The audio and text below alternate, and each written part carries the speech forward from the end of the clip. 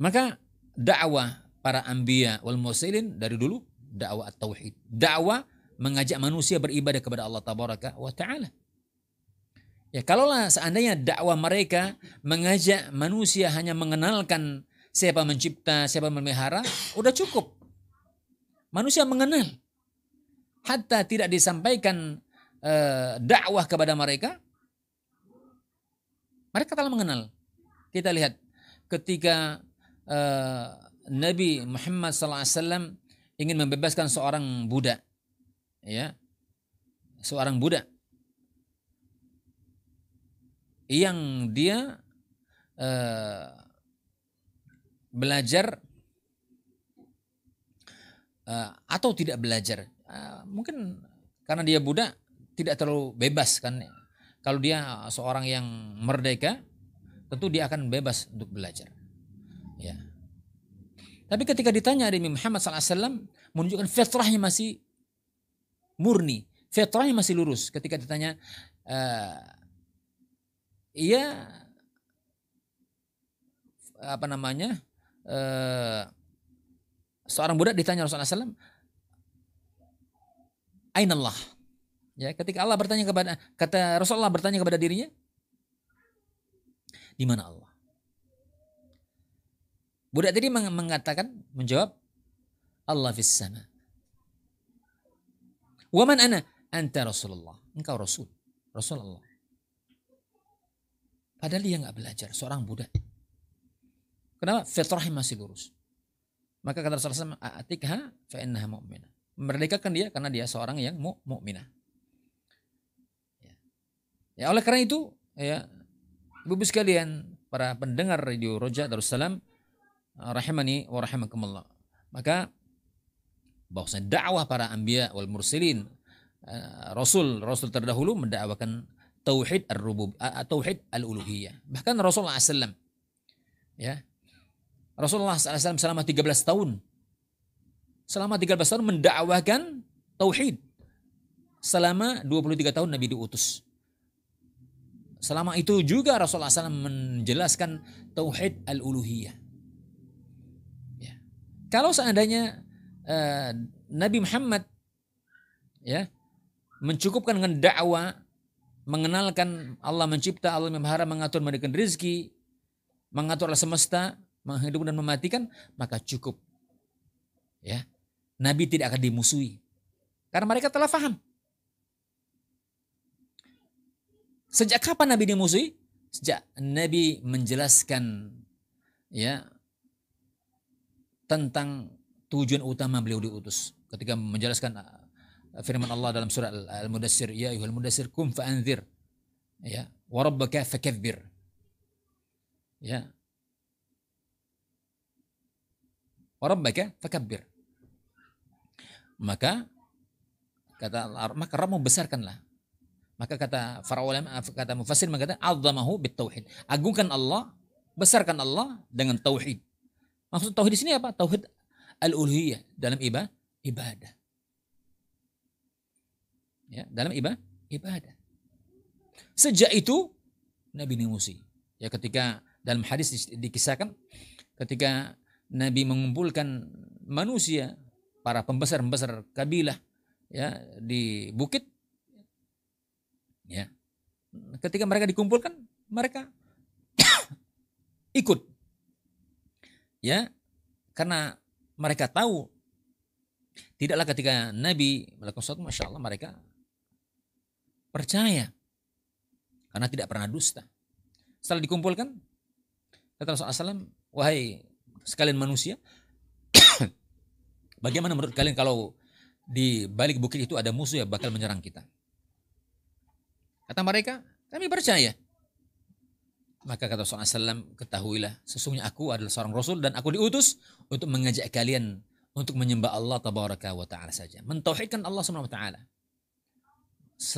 Sejak itu serta merta Nabi dicelah, dicaci, dimaki, dikatakan tukang sihir yang gila dan seterusnya, orang yang dan sebagainya.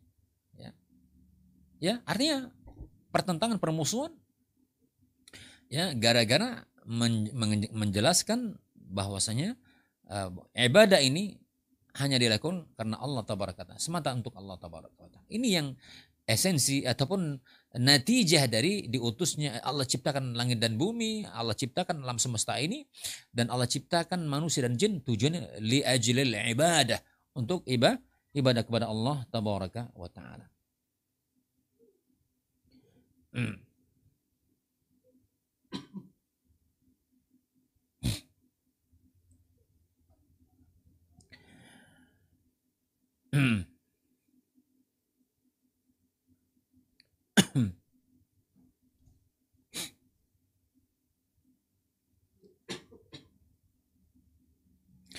Dan dakwah ini mulai dari masa Nabi Nuh alaihissalam sudah dimulai dakwah tauhid, ya, dakwah tauhid al-uluhiyah sampai kepada Nabi Muhammad SAW. Dan ternyata dalam Al-Quran pun ya sangat banyak sekali, ya, Allah tabaraka wa ta'ala jelaskan, wa qad hassal Quran al-Karim fi aktsari surah alaihi wa ala du'aillahi wahdah. ففي سورة الفاتحة نقرأ إياك نعبد وإياك نستعين ومعناها نخصك بالعبادة فندعوك وحدك ولا نستعين بغيرك وتوحيد الإله يشمل بإفراده في دعائه والحكم بقرآنه والاحتكام إلى شرعه وكله داخل في قوله تعالى إنني أنا الله لا إله إلا أنا فاعبدني, ya. Maka dalam Al-Quran begitu banyak dijelaskan tentang masalah ini, ya, sangat-sangat banyak.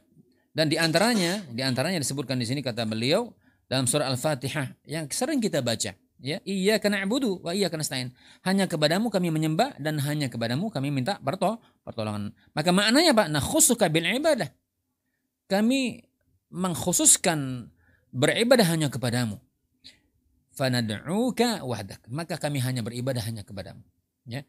Wala nasta'in bi ghairik, dan kami tidak pernah minta tolong melainkan hanya kepadamu, ya. Tidaklah kami minta tolong, ya, selain dirimu, ya kan begitu.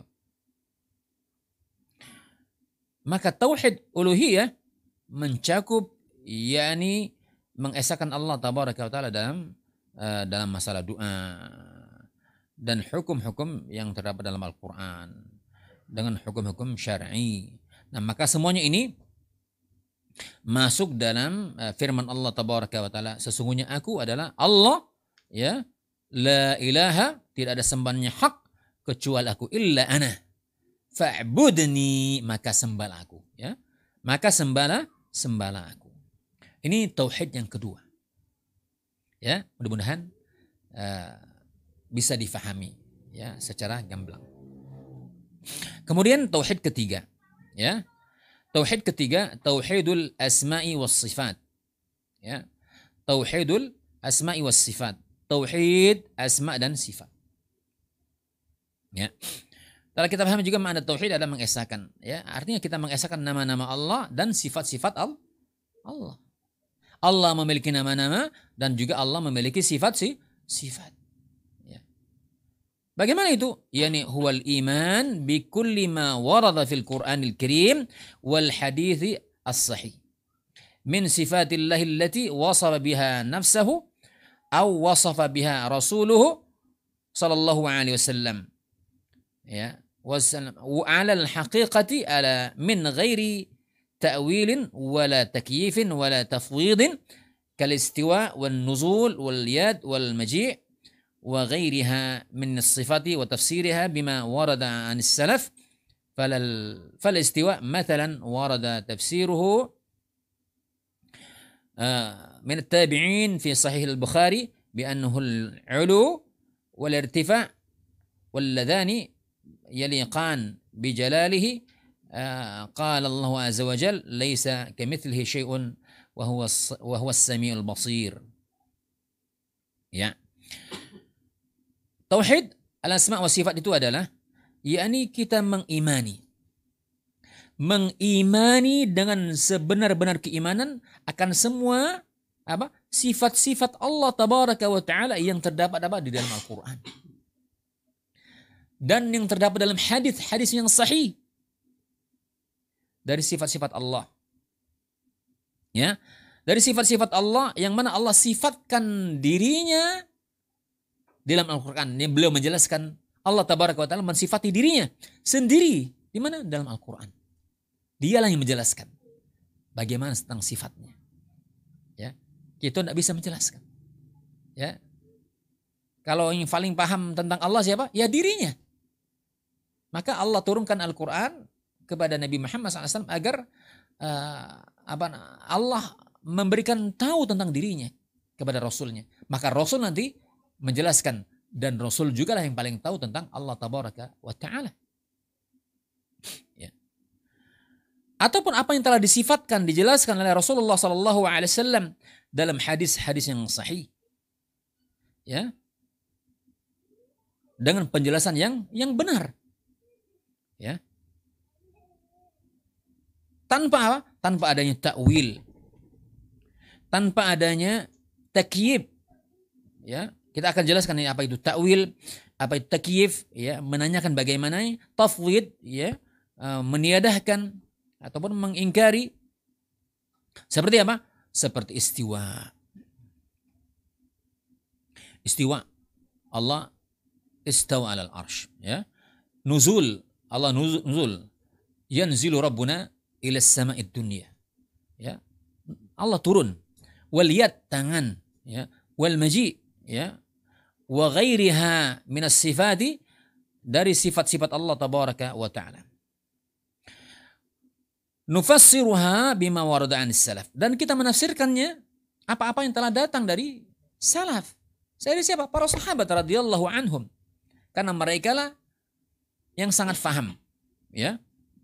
Ketika ayat-ayat ini turun, terutama ayat-ayat sifat, ya, yang berkaitan dengan asma dan sifat Allah tabaraka wa taala, mereka menyaksikan langsung. Ya, ketika ayat turun, Rasul langsung menjelaskan kepada mereka. Maka Allah Jalla wa Ala pilih, ya, para sahabatnya untuk menjadikan, untuk menemani Rasul sallallahu alaihi wasallam. Allah pilih, Allah yang memilih, ya. Maka oleh karena itu kita jangan iri, ya kan begitu. Ada orang mengatakan, wah enak ya, coba kalau aku dulu hidup di zaman Rasul, mungkin aku pacak bersama Rasul jadi Abu Bakar atau semisalnya. Jangan menghayalkan itu. Sekarang kita berada di zaman akhir zaman, yang juga dikatakan Rasulullah SAW, orang yang hidup di akhir zaman pahalanya besar. Ya, jangan mikir yang macam-macam. Ya, semacam baik, ya. Kita mikir yang semacam baik. Kalau kita kalau Allah takdirkan, ya, antum semua ataupun siapa berpikir seperti itu, kalau dia diciptakan di zaman Rasul, boleh jadi kawannya Abu Jahal, kan ini bahaya akhirnya, ya, rugi. Jadi sekarang ketika kita ada sekarang, maka kita bersyukur akan nikmat Allah tabaraka wa taala.